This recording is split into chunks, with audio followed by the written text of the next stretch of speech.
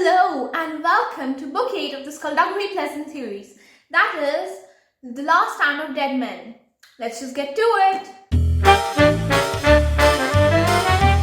First up, reading of the blurb. Two wars rage. One is a war between the sanctuaries, a war of loyalty and betrayal, and last desperate stands. The other is a war within Valkyrie's own soul. If she loses, darkness will rise and the world will burn. So yes, this is so dramatic, and it's all true. If Valkyrie does not manage to put darkness down and bury it deep within her, she will rise. And like in the previous video, I had talked about the Supreme Council. That is the war between the sanctuaries. The Supreme Council versus the Irish Sanctuary. What will happen? So yes, our book basically starts off while Skulduggery and Valkyrie are trying to investigate these warlock murders. So warlocks are these types of some different kind of magical species. They also have magic, but not like our own, normal mages. And they're trying to kind of find out Department X. Now, Department X was a mortal thing that was, made to kind of stop these warlocks. Now, these warlocks after Department X, and also the Supreme Council from our last video, if you might remember, which is basically the rest of the sanctuaries combined. Now they're kind of coming down upon Ireland even harsher because Ireland has the accelerator, right? So they're threatened, and there's this huge war that's going to happen, like they've mentioned at the back, between the sanctuaries. They can't actually stop this war, it's inevitable. They have to kind of fight back. To make their fighting chances better, they need the accelerator to work. But for it to work, they need the engineer. The engineer is basically this robot who, starts the accelerator in the proper manner that it's supposed to be. So the engineer is actually in a sanctuary in France. So that's where the whole group goes, which is basically the dead men. The dead men, they go on these suicide missions, but they all come back alive. And they consisted of 7 people, which are Skulduggery Pleasant, Anton Shudder, Erskine Ravel, Ghastly Bespoke, Dexter Vex, then Sarah Rue, I think that's how it's pronounced, Hopeless, and Larrikin. So right now, Valkyrie turns into a dead man, which is really nice, and I'm happy for her. Anyway, in this French thing, now, unfortunately, Ireland doesn't have much support from the rest of the sanctuary. So their only plan is to actually leak out the news of this whole engineer thing, and they hope that Australian and African sanctuaries will come to their aid, because they are both also cradles of magic. The Australian and the African sanctuaries do help them out. Unfortunately, the engineer, it's missing its brain. To get that, they need to go to the English sanctuary. Remember Tanith Lowe? Tanith used to work at the English sanctuary. That's why she manages to lead them there, and they get the prototype and get away. Now the engineer's brain is in place, so everything's fine. And also Fletcher's girlfriend Myra turned out to be a spy. She actually wanted to kill Fletcher. So now Fletcher is also on Ireland's side. Yes, now they're trying to gain many reinforcements and stuff. Unfortunately, what happens is that Fletcher gets captured. So that really sucks because, he is their only way of, moving across easily. Since the Midnight Hotel has been removed, Fletcher has been captured by the Brides of Blood Tears. Brides of Blood Tears are basically a type of, witchery thing. There are basically 4 types of witches, I think. And the Brides of Blood Tears are ones.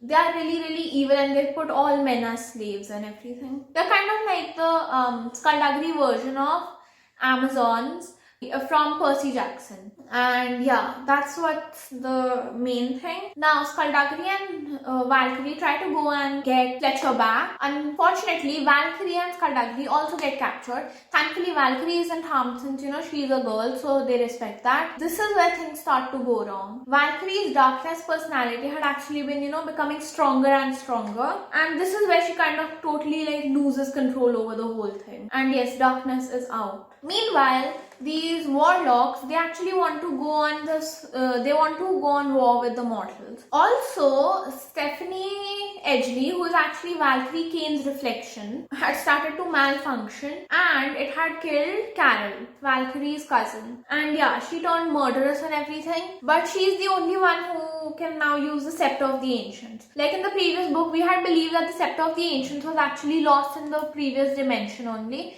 Somehow it managed to make it to our dimension, and it was bonded to Stephanie. Now Stephanie has to get involved with this whole magical thing because Valkyrie has turned into darkness. Remember Kenny from Deathbringer?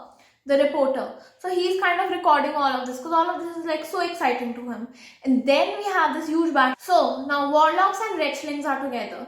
Wretchlings are basically the more biological version of hollow men. They are equally as bad. Warlocks and wretchlings are together against, the sanctuaries. Thankfully, the Supreme Council has also decided to step into this because these warlocks are a great threat. If they get to mortals, then magic will be exposed to the whole world. And the people who had actually tried to kill Tesseract were led by the Torment and Ravel. Ravel, our friend, had decided to betray us. He even killed Ghastly Bespoke, which was one of the saddest moments in this whole book. Ghastly, friendly tailor and everything, he was killed by Ravel. All because Ravel wanted to actually control mortals. He basically wanted to do this. He wanted warlocks to come in and try to, hurt mortals. Then he wanted sorcerers to, sweep in and save the day. So that mortals would then become, slaves for all the mages. And it was a horrible plan. Thankfully, the darkness part of Valkyrie's personality puts Ravel in a torture-like prison. Like every day for 23 hours, he'll be going through extreme torture. Only 1 hour break he'll get. So yeah, that's one place where darkness is, sensible and proper. Apart from that, it's kind of, she's been going off and doing her own thing. For a while, she hasn't bothered us.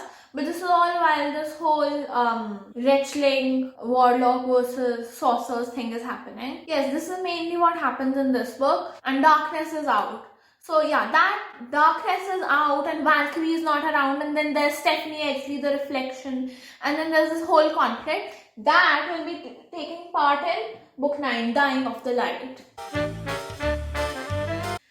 For the review, I love this book. I have to give it a 10 on 10 because it's really well written, especially the whole, in demons battle that Valkyrie has with herself. The whole darkness part of it, and they're alter egos, but yeah, they're kind of similar. Like, Darkness is basically Valkyrie without any human emotion. So she's a really, really cruel version of Val. The betrayal by Ravel was the worst thing ever. The way that Ravel had killed Ghastly, that was the saddest part of this whole thing. That was like one of the saddest deaths ever. Because Ghastly didn't deserve to die. Obviously he didn't. Before, in Dark Days, Ghastly and Tanner had been liking each other for a long time. So finally had asked her out on a date. Unfortunately, that's when our normal Tanner turned into a remnant Tanner. And then she was off with Billy Ray Sanguine. And then she got engaged to him, which really, killed and crushed Ghastly. Unfortunately, just died before he could actually ever, have a chance to save Tanner. The main reason why he became a Grand Mage was that he could kind of try to speed up the process of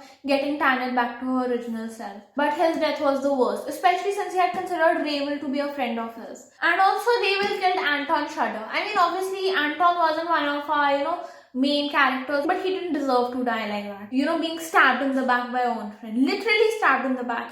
Ravel honestly took out a knife and just inserted it through Ghastly. It was horrible. I hated it. Poor Ghastly. Thankfully, he's given as our main character on the cover right here. So yes, it's got some great storyline and twists to it. And also the big cliffhanger of what will happen in the end. Will darkness continue to live on? Will Valkyrie die? Will Skulduggery die? Will our world die? Who knows? And thank you so much for sticking around until the end, and I'll see you in the next one. Bye!